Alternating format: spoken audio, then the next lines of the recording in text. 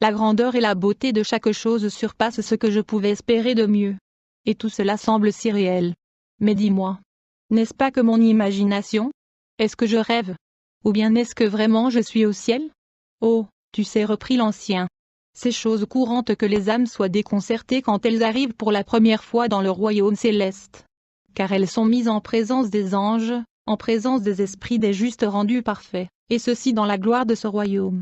C'est vrai que cela dépasse l'attente humaine la plus profonde. Non mon fils, tu n'as pas une vision, tu es réellement ici, ton corps lui, tu l'as laissé derrière toi sur terre, et tu verras que tu as ici beaucoup de choses à apprendre avant ton arrivée jusqu'au trône dans la ville sainte. Mais réjouis-toi, car tu as parfaitement lavé tes vêtements et tu les as rendus blancs avant de quitter ta demeure terrestre.